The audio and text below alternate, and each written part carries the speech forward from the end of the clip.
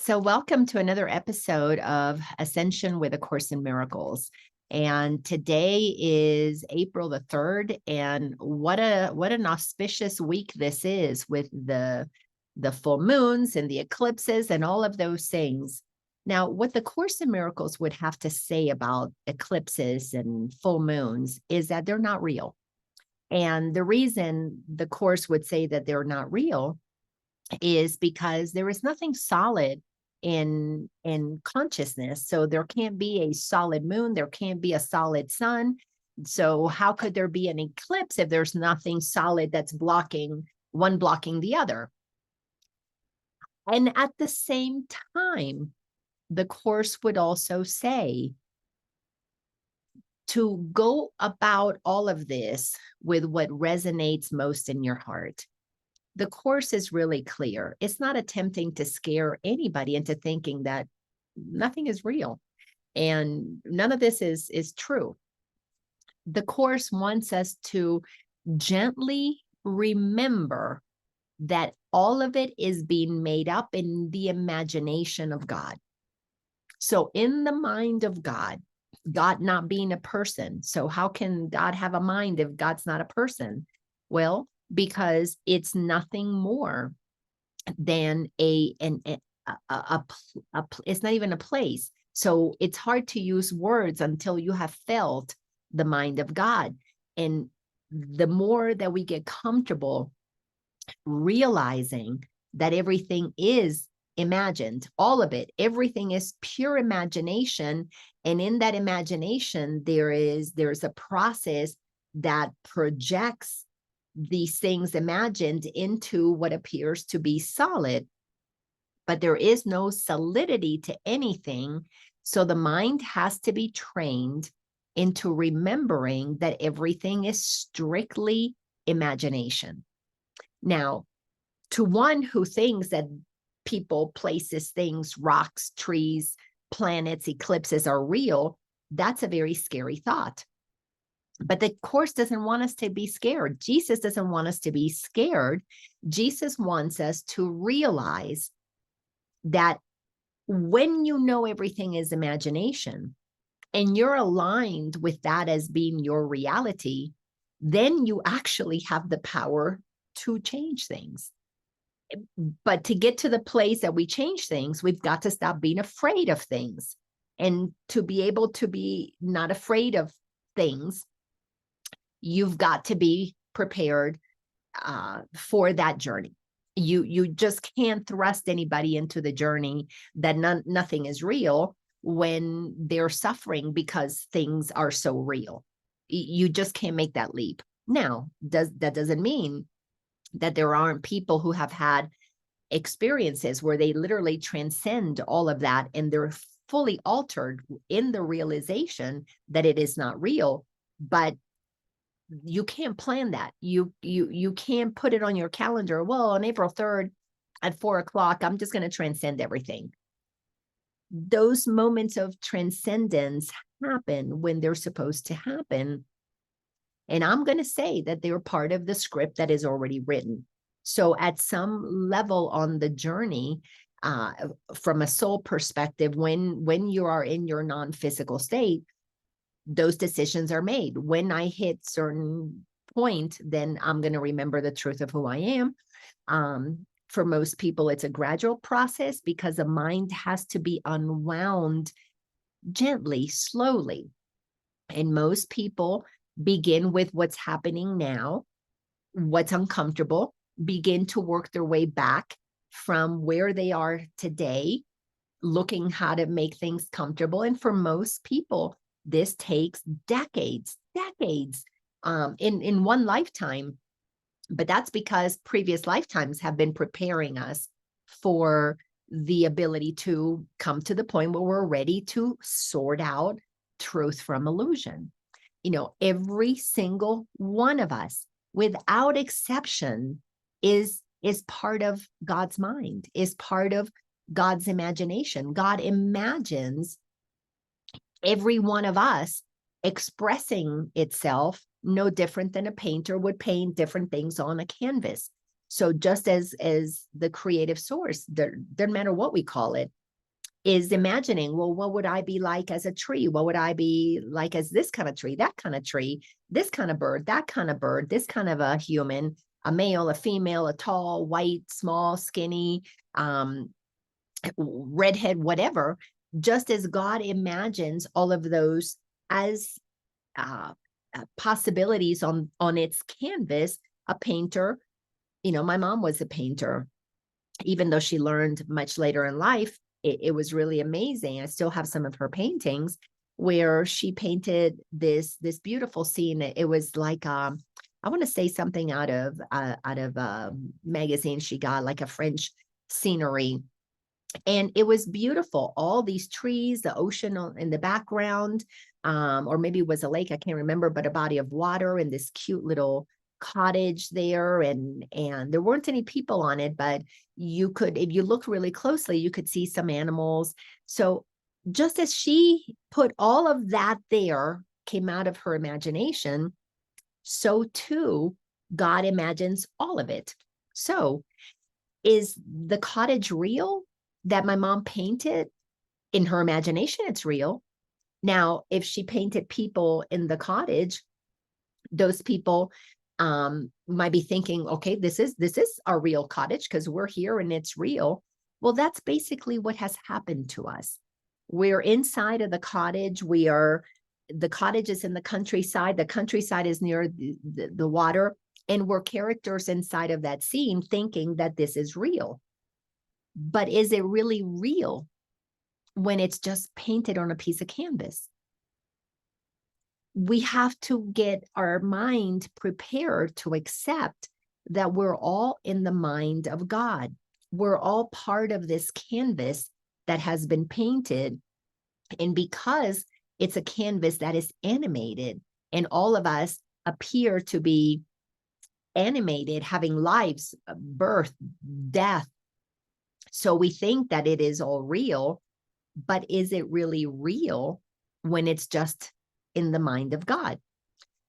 The more that we do the work of the Course in Miracles, the teachings, and we follow the teachings, the more that we begin to separate truth from illusion, the more that we get, over time, more comfortable with the idea that it is all made up. And the more we get comfortable that it is made up, and we're prepared to let go of what we held on to that appeared to be real, but is the source of our suffering, the source of our pain, the source of our discomfort, our fears, our contraction. Once we decide, you know what, I want to take full and complete responsibility for this painting that I'm in. I want to begin to participate with God and imagine that my experience on the canvas in God's mind, I want it to look this way, for us to be able to then co-create a world that is loving, that is gentle, that things operate in a beautiful, benevolent way for the greater good of all, to be able to begin to alter the canvas. You got to say, I'm not interested in my story anymore. My illusion of who I am, my contracted state of being, the ego that I think I am, everything that happened to me. You can't be the creator of something new while you're the creator rehashing the same old crap. You have to make a decision. Are you a creator of new? Well, for that to become your new reality, you have to admit you have been the co-creator of the old, co-creating with everybody that bought into that this is real. All the people on the canvas, all of the animals and the planet and everything that's been on this canvas that we call the 3D world, we have to acknowledge we contributed to that being our reality because it's how we got conditioned. We experience birth, and instead of being told, well, you're born on a canvas, you're really not your body, you're born on a canvas. And in the canvas, you appear to have mother, father, all these figures, but all of you are equally powerful. Well, with my little grandson, I say things like that to him. You know, you are powerful. You're exactly like everybody else. And his little sister that was just born, you know, I'm letting him know she's actually made of energy. She's actually, you know, her body is not the real part of who she is. Let's connect with her soul. Can you feel her? When you're not with her, can you still feel her? Oh, you're connecting with her soul. So I am attempting to help him inside of this canvas realize that he is non-physical energy. And so is everything else, to help him planting those seeds so that he can, in this canvas, be more focused on what we are all really made of than the canvas that my children were born into, where I thought I was real. I thought they were real, bodies were real, and I treated them as you know, my children. I knew better, and this is what I need to teach you so that I can look good in front of all these other people on this canvas. Well, the shift is to realize that we're all co-creating this canvas together. You know, my grandson was upset because a friend took a toy away from him in school. And we had a conversation about, well, do you like when people do that to you? No, I didn't like that. I said, have you taken their toys? And he said, yes. I said, well, do you think they like it? No. Well, how does that feel? Well, I don't want them to take my toy. Well, then don't take their toys. You know, Jesus, when he was on the planet 2,000 years ago, gave us a very clear instruction. Do unto others as you would like them do unto you. But because we don't stop to talk about, well, how would that feel? On this canvas, in this 3D world where we think we're real, we don't want to feel things because they're too uncomfortable. But they're only uncomfortable because we are not taught how to work through the feelings, experience something and release it and let it go. Well, when we're co-creating the canvas of this 5D world, or more realistically, the fourth dimension that we are moving towards the fifth density of creation, it's just a different canvas where we all realize, oh yeah, we're all expressions of the divine's imagination.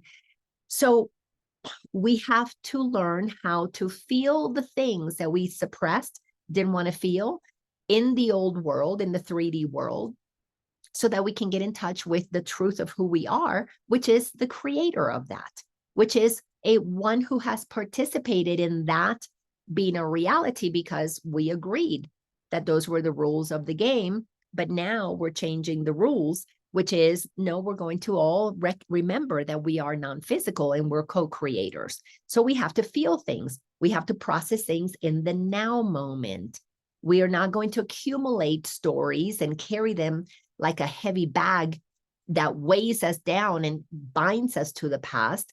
To be able to be in this new world that we're creating, this new earth, we've got to process right now, release, experience release, because that's how you realize you're creating your reality, because you're okay feeling whatever is part of the experience and letting it go in the moment. And when I say letting it go, is realizing that my little grandson, next time somebody takes away or takes a toy from him and he feels that upset, that whatever experience he's having, he can say, well, that must be how people feel when I take it from them. Let me stop doing that to others so that I won't feel that in me. So when somebody takes a toy, I recognize that, well, they just want to play with that. I'm not attached to that toy. I can let it go. So then you feel it and you release it and you then operate clear in the now. If he doesn't do that, what happens is the old way. Somebody takes a toy, he gets mad. Well, if he doesn't process that, and then what he's going to do is, well, I'm going to have a resentment against this person. I'm going to have a grievance. So I'm going to put things in my backpack and I'm going to start carrying this, start accumulating a heavy load that it could take decades to eventually unpack. And in the meantime, there's anger at other people for taking his toy. Then what happens is, because in the world of the ego, we're operating like a pendulum. That's what karma is all about. Somebody did it to me, I'm going to do it to another. So the one that was a victim has to become a bully. And then we are just moving energy from one person to the other, kind of like a game of hot potato. I don't like this feeling, so I'm going to throw it to you. But when I throw it to you, I'm still holding the pain and the anger and the resentment and the lack of awareness in my backpack. And then, of course, there's going to be another person doing it to me, because if I'm going to be a bully to you, somebody's going to turn around and victimize me, because the process stays. And that's how we believe this world is real. So the eclipse is nothing more than an expression of the darkness that is within us, that gets how the light has been blocked within us. And you see that the moon blocks our ability to, or the sun, I don't remember what it, I don't really follow those things that well, but it's either the moon is in front of the sun, or in front of the, okay, let me get my head straight here. Where the earth, the way that the sun is, the earth goes in front of the moon and it casts a shadow and you can't see, and then you see the halo around the moon over there, or the moon goes in front of between us and the sun, and there's a dark spot in front of the sun.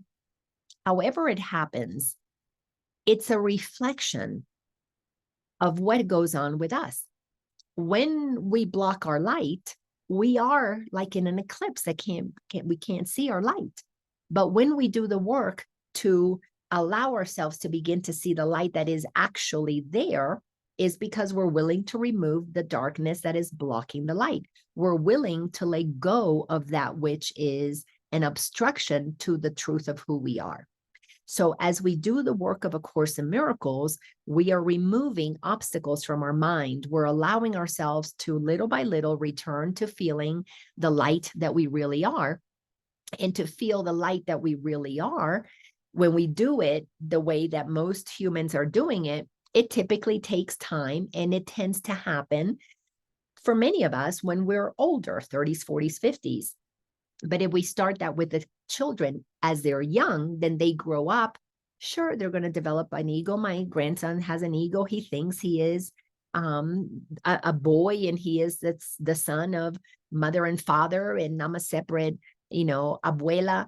So the ego is active, but the difference between having an ego that is having an experience of separation with awareness of the truth of who we are from the time that we're little, that from the get-go, we will operate in a higher frequency. We will be operating from places of more love, more gentleness, more compassion, instead of getting pulled down into the realms of an unconscious person who operates with fear and lack of self-worth, and I'm not good enough, and I'm not worthy, and I'm damaged, and all of those things that are experienced that block our light. So that is an eclipse, total eclipse of the heart.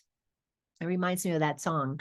But an eclipse of our heart is where we have allowed our past stories to create a veil, to create a block, to create a box, to create a barrier. Doesn't matter what you call it. It is a way of not seeing the light that is there, because we have eclipsed it. We have blocked it, and we operate from protecting that wall, protecting our story. I'm damaged. I'm not good enough. I'm not loved enough. I was abused. And then from that place, even though you may not consciously be thinking about that when you're 30, 40, 50, you're always operating as that immature child that had that experience. I mean, you can look on the world stage. You look at any politicians when they're misbehaving, or any movie star when they're misbehaving. You go, oh my God, they're acting like an 8-year-old. Well, that's because they're operating from that part of who they think they are that eclipses who they actually are, that would never behave that way. Because if they were in touch with their true self, they would be kind and gentle and compassionate. They would work through things in the now moment and release them as part of the experience of being human, as part of being on this canvas, realizing that you're not a physical body, but you're having an experience of such. I've used the analogy a million times. It's like Halloween. You're putting on a costume to play Cinderella. You know you're not Cinderella, but you're acting like Cinderella for a night at a costume ball. It's okay to pretend to be Cinderella when you know you're not Cinderella. You don't get lost in the illusion. But if you pretend to be, if I pretend to be Lina and I totally eclipse the truth that I'm a soul. I'm a soul without that can be defined, choosing to experience itself on this canvas just for the fun of it, to see what it's like to be Lina. Like it's fun to see, oh, what would it be like to be Cinderella for a couple of hours at a costume ball? When that becomes clear that it's the exact same thing, then we are allowing the light that we are to express itself. We're no longer eclipsing the truth of who we are.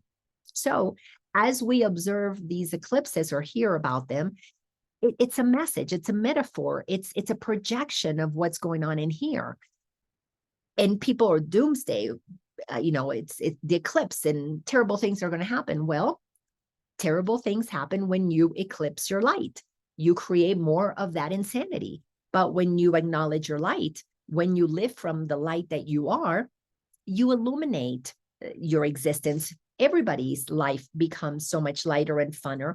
So those who believe that we have a light within us that is being reflected back to us through this eclipse, and we're committed to doing to others how we want, done to us, because we want to be a presence of love. So we want to be loving towards others, and we're modeling what we prefer, because you have to be the change you want to see in the world.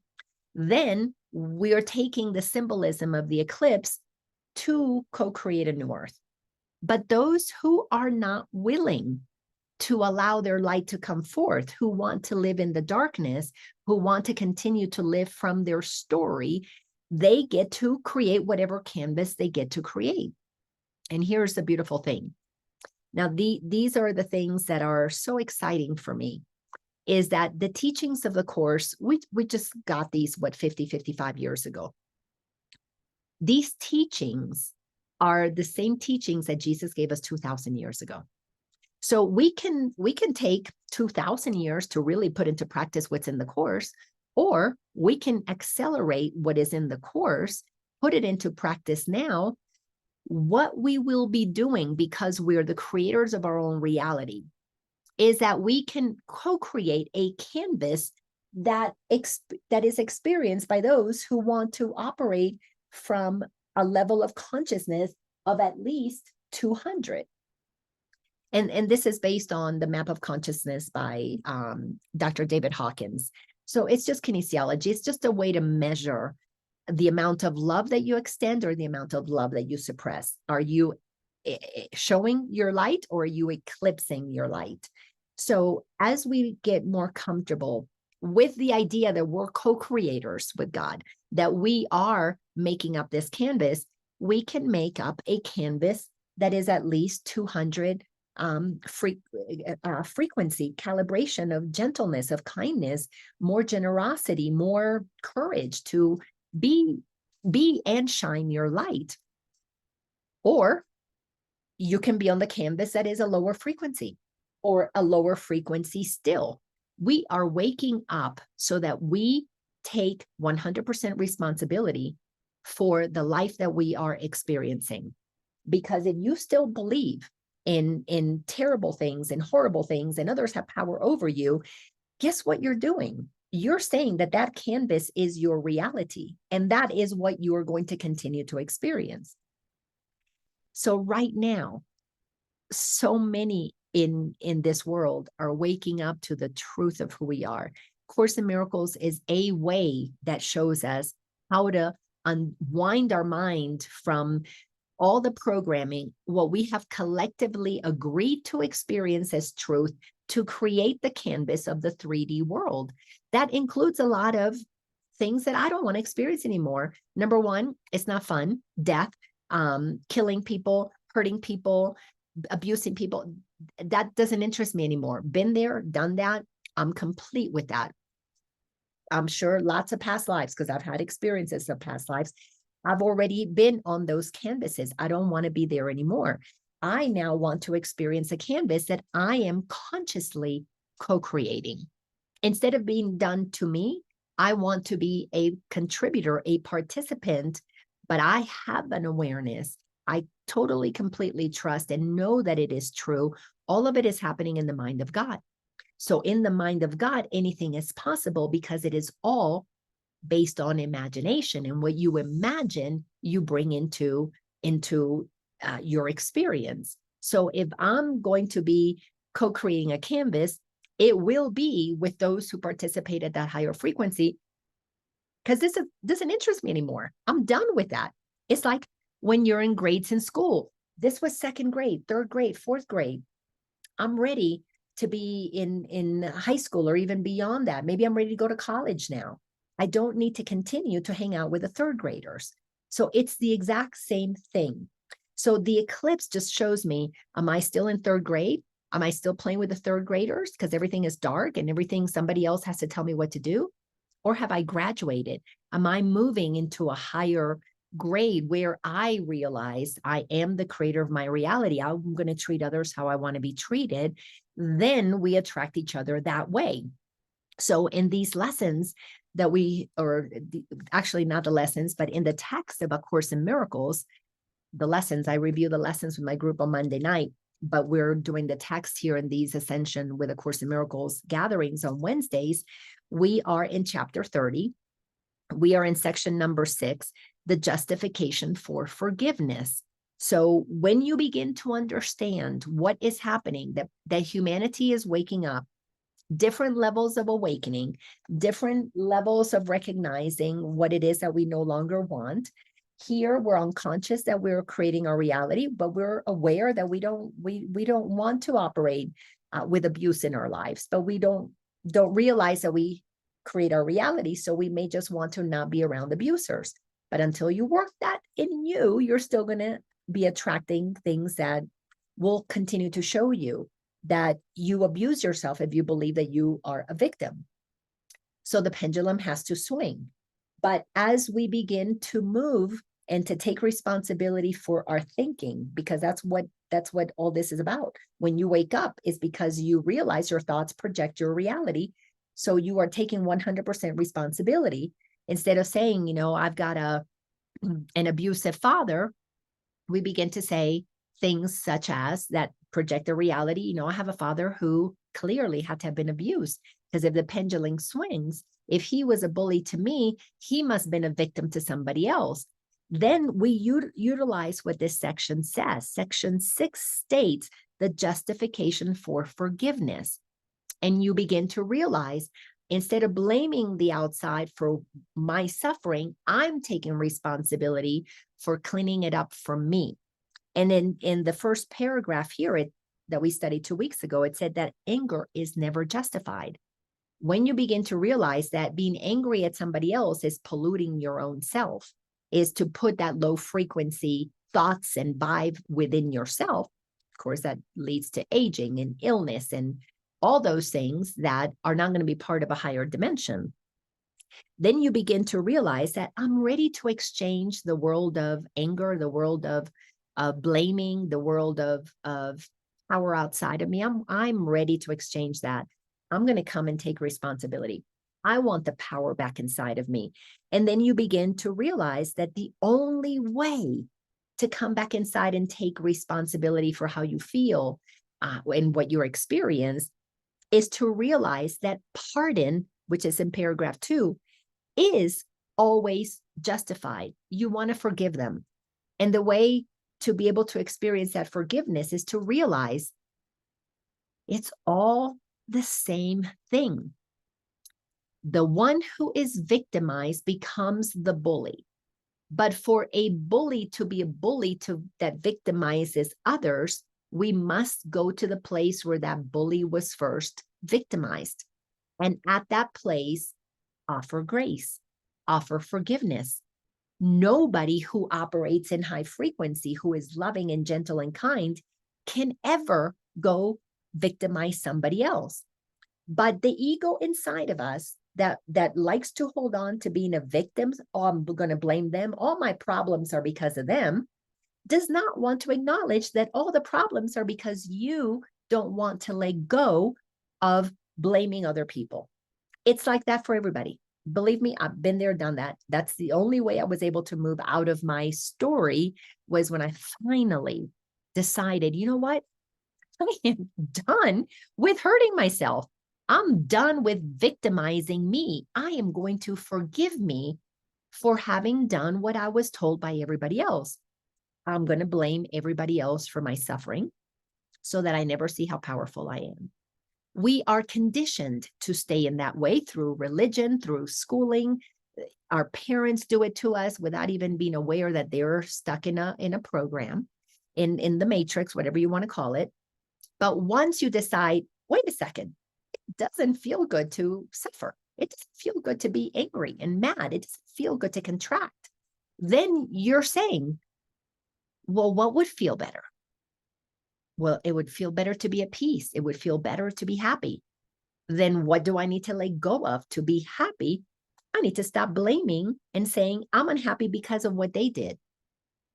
That is not an easy thing to do. It requires courage. Courage is really high up in the charts. Courage is at the level of 200. To be encouraged is to be at a place where you are taking 100% responsibility for how you want to feel. And when you study something like A Course in Miracles, you realize, well, the only way to feel good is to realize that I'm the one who makes myself feel bad. So that 100% responsibility is a thing of courage, because now you give up the blame game. And now you say, okay, this is my canvas. What do I want to paint on it? What characters do I want on it? And then you begin to, little by little, attract the people who operate at that level of frequency. I want people who are honest. I want people who, they're not walking around blaming, judging others. I don't want to be part of the old anymore. I want to be part of the new. Well, when you do that, you begin to show up very differently. And of course, those who are of the lower vibration, they're not going to like it, because now you're not playing the game of bully and victim. And when you begin to stand as one who is liberated from that game, well, you're going to create an upset, because it's necessary. Because courage says, I don't need to be liked by anybody anymore. I'm learning to like me. And when I like me, those who like themselves, we will be attracted. And now nobody's going to be manipulating anybody else. We are all going to be totally, completely operating in honesty.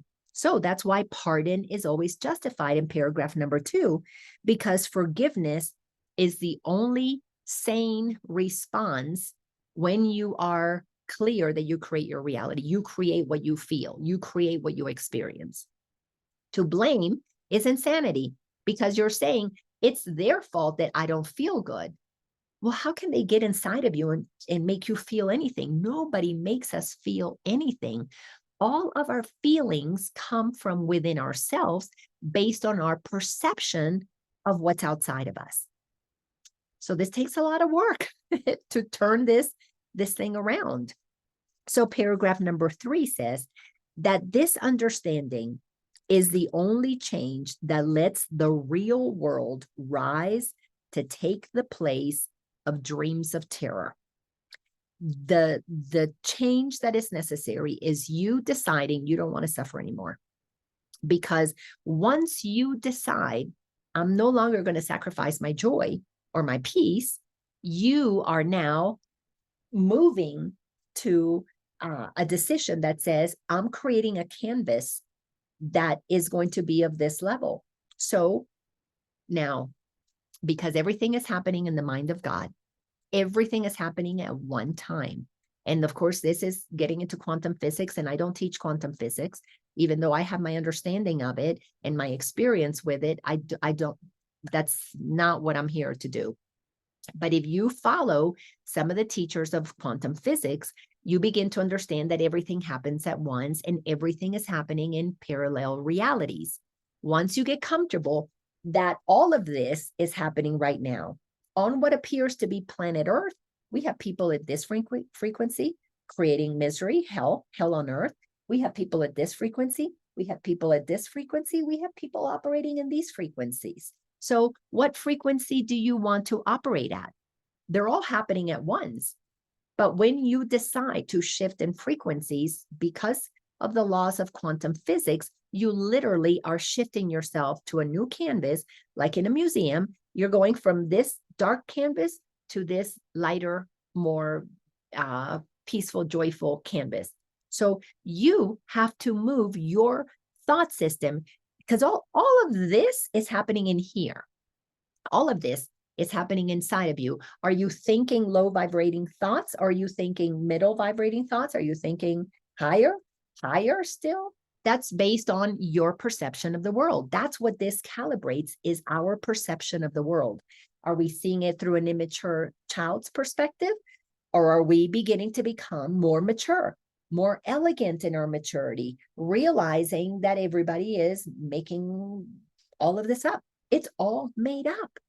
And once you know that it's all made up, what are you going to take seriously? Somebody else's imagination?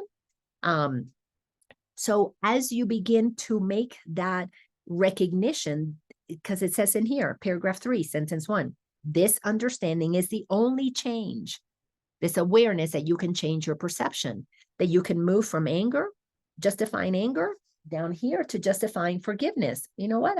I forgive everybody for believing that this is real when it's all made up. Again, takes a lot of courage, takes a lot of maturity to let go of living in the illusion that there's something wrong with you when you are a powerful creator, because God imagined you as such. We were created in the image of a creator to create our own experiences. And it's like we're breaking out of this bubble. We're breaking out of this box that exists only in our own head. It's so crazy about all of this. You're getting out of your own freaking way. Sentence 2 says, fear cannot arise unless attack is justified. And if it had a real foundation, pardon would have none. The only way people can be in pain and afraid is because they believe attack is justified. I'm afraid that they're going to come and get me. I'm afraid that nobody's going to love me. I'm afraid that somebody's going to abandon me. I'm afraid that they're going to hurt me.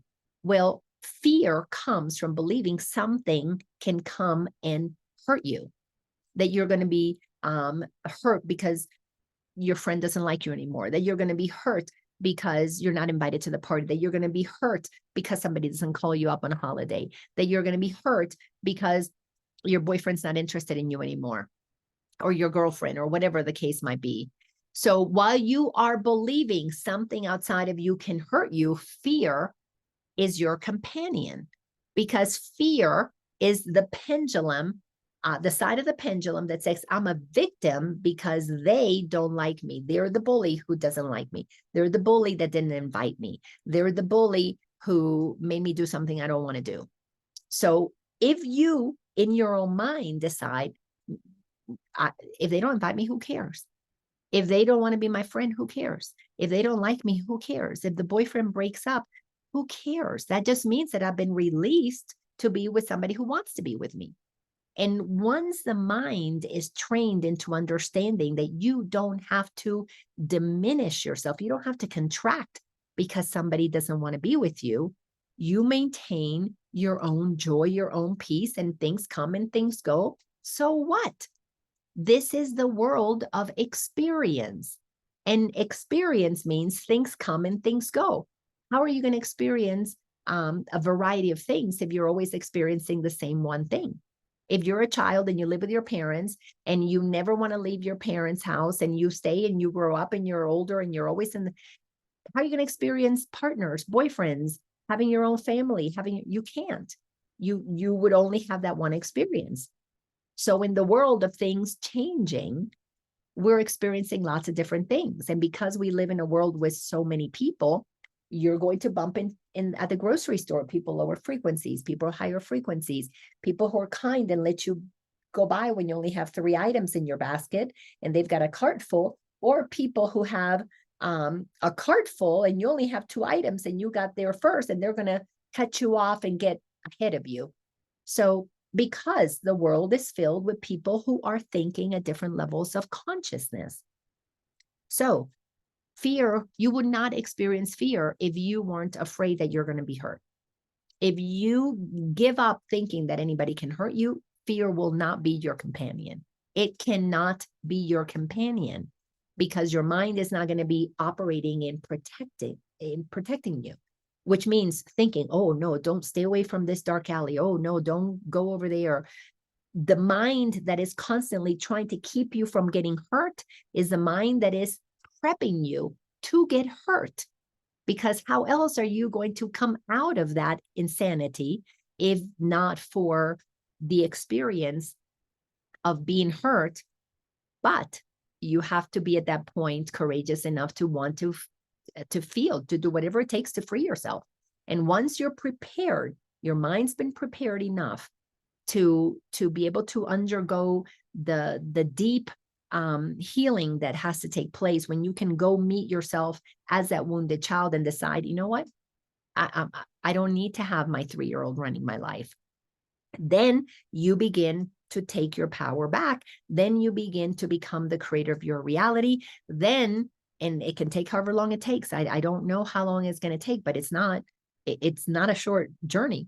It takes quite a while to train your mind to think in a whole new way, because you've got to activate those neurological pathways that are not used to thinking as a creator, that are used to thinking as a victim. So your own mind is already wired to see everything as a potential attacker. You've got to then begin to little by little rewire your mind by stopping attacking yourself.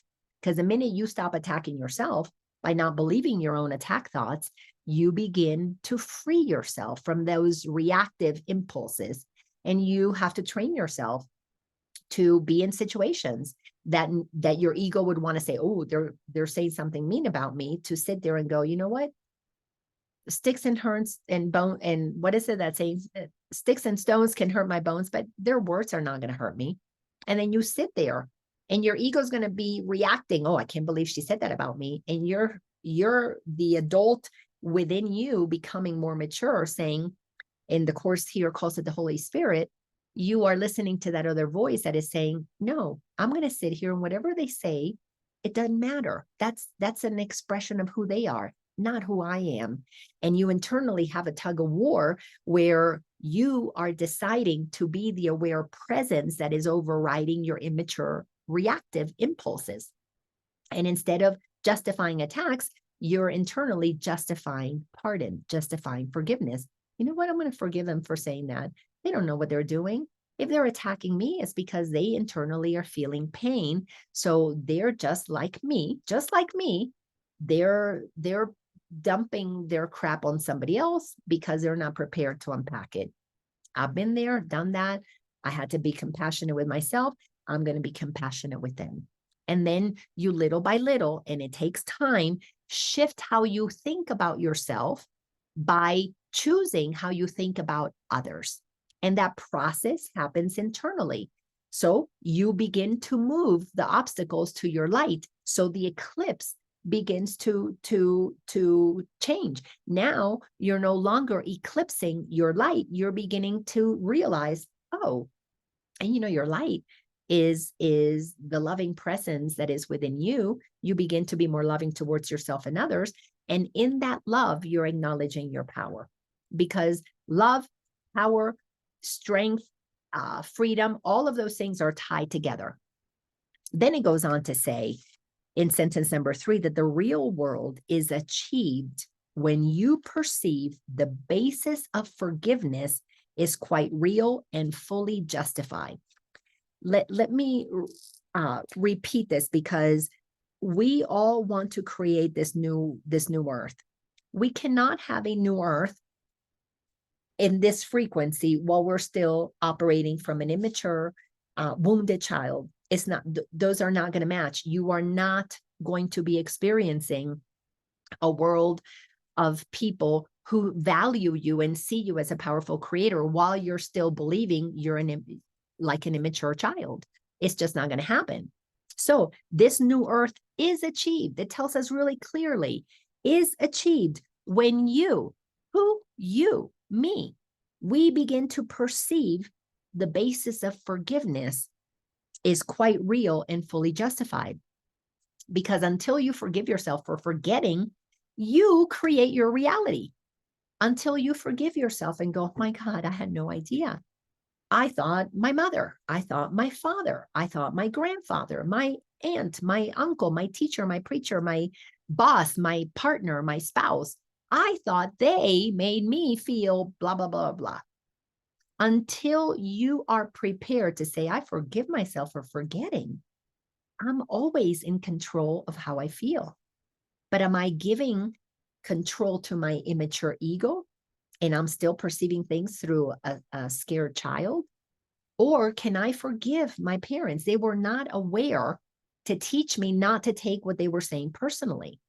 So, or what they did personally. So with my grandson, I am teaching him right now, planting the seeds that he creates how he feels. If he feels bad because somebody hurt him, is because he's experiencing not believing that he has the ability to not do that to somebody else. So he experiences a victim that somebody took his toy because he operates as the bully who takes the toy from another. Now, of course, with a 3-year-old, these are big concepts. But when I talk to him in an age-appropriate way, his mind is getting the seeds that is going to allow him to begin to grow up. And his parents are amazing at helping him feel his emotions in the moment. And yesterday he had a meltdown, and his mama stayed calm and steady with him, calm and steady. And eventually he felt what he felt. He got to express what he was expressing, and then he released it and he was able to move on and have a beautiful time. So it all depends on your state of mind. If your state of mind is as an immature child, you cannot parent your children from a mature place. You're going to parent them here. And guess what? We're going to pull them down to that level of consciousness. So my parents were here. I was a little higher. I'm observing my daughter parenting in a higher level. Eventually her children will parent from a higher level of consciousness, but it's going to take us time to get there because we have to forgive ourselves. We have to forgive ourselves for not knowing what we didn't know. But you must do unto others as you would like done unto you. You must forgive those who trespassed against you. You must release everybody from having power over how you are. Because as long as others have power over how you are, all you're doing is justifying your victim position. And this won't make sense to anybody until it's time for it to make sense. You can be on a journey for 40 freaking years, spiritual journey, doing all kinds of healing things, and still not see that your life is run by an immature child. Because if you're in fear, if you're in judgment, if you are in any kind of grievance with anybody or anything, still judging yourself, you are acting like the wounded child from whatever that original, not necessarily original, but big wound in this lifetime is all about. And you got to address it. And then there are wounds from other lifetimes. So this work can take a while, but it is absolutely so rewarding when you understand what's happening. So while you regard it as a gift unwarranted, while you think that forgiveness, no, I'm not going to do that, it must uphold the guilt you would forgive. While you don't use forgiveness to release everybody, including yourself, from being the reason why you're wounded, being the reason why you're a victim, being the reason why you get to bully others, it's because you're covering up guilt.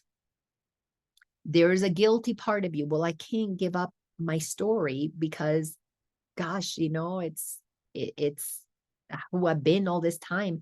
If I show up differently, I feel guilty that I've been a victim all these years and I've been showing up as this bully. You got to work through that guilt. Or you realize, oh my gosh, you mean I could have let this go 30 years ago, 50 years ago, 60 years ago, and I've been holding on to it? Oh my gosh, I feel so bad that I did this to myself. Let that go too. The ego is always going to find a way to hold you in those lower frequencies. You don't want to feed the ego. You want to say, you know what? I'm not going to feel guilty that I've carried this story for 30 years. I am prepared today. I'm going to have the courage today to forgive myself for having believed that. And I'm going to have the courage tomorrow if I have to forgive myself again. And if I have to give myself 7 times for the next 7 years, 7 times a day, maybe times 77 times, I will do whatever forgiveness I need to do until my mind is fully, completely convinced that I don't want to carry that low frequency. Because you got to convince yourself that it is worth letting go of all of these lies. You've got to be willing. See, this is showing me my computer needs more juice. Let me plug in my battery here. Without knocking anything over. Didn't realize my battery wasn't, or my computer wasn't plugged in. Here we go. There. Save the day. Until you are willing to forgive yourself for what you didn't know, and forgive others for what they didn't know. Jesus gave us a great example 2,000 years ago. Father, forgive them. They know not what they do. You cannot release yourself to go to that other reality that you prefer to experience. It's a parallel reality. You're shifting you into a higher consciousness with others who are operating at that consciousness as well. And you will attract each other. And we create that new earth that becomes the place that we launch this new experience from. So we got to let go of holding ourselves responsible, others responsible. And when that guilt comes up, that we have operated that way, that we pass this to our children, that we pass this to our grandchildren, that we were so mean to mom or to dad or to whoever because of what they did to us, let go of that guilt as well. It's a decision that you're making. I don't want to carry that frequency. When that becomes clear to you, that you create your reality based on the frequency that you're saying it's okay for you to experience, why would you want to carry the weight of that such a low frequency? Once you know and accept, you do it to you, everything changes. Now you can use your power to create in a way that is deliberate, it is for the greater good, and it is absolutely in the moment conscious that you want to do to others what you want them to do to you. And those are the people that will be attracted to that in that new reality that you're participating in. Then it goes on to say, unjustified forgiveness is an attack. If you continue to say, well, they don't deserve my forgiveness. Look at what they did to me. They took 20 years of my life. They hurt me, whatever it might be. You're just saying you're going to stay in a state of victimization because of what they did to me. Listen to your words. I can't be happy because of what you did. I can't be happy because of what you said 30 years ago. Isn't that plain crazy? I'm not going to be happy because of what you did to me. But we have to learn to say, you know what? I'm going to be happy no matter what happened to me. That's grace. That's giving ourselves permission to begin to separate what others did from who we know ourselves to be. That is the work of waking up. That is you shining your light and not being eclipsed by whatever happened to you.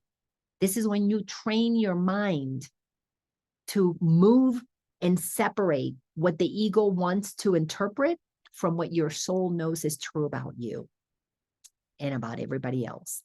This requires courage, maturity, integrity, an incredible amount of honesty. That if you feel bad, it's because you're choosing to feel bad because you're believing something that is blaming somebody else or yourself. But even when you blame yourself, it's always because of what somebody did to you. So inevitably, it always comes back around to you or doing it to you, whether it's about you or somebody else. And then it goes on to say, I'll repeat sentence 5, unjustified forgiveness is attack. And this is all the world can ever give. It pardons sinners sometimes, but remains aware that they have sinned. Oh, yeah, we put that person in jail, that bad person. Sure, they've got 20 years in jail, but we put him there and I'll forgive that horrible thing that they did, but they're going to pay for what they did. So many of us in the spiritual community are still blaming the media or the government or someone outside of ourselves for the terrible conditions. They're just playing roles.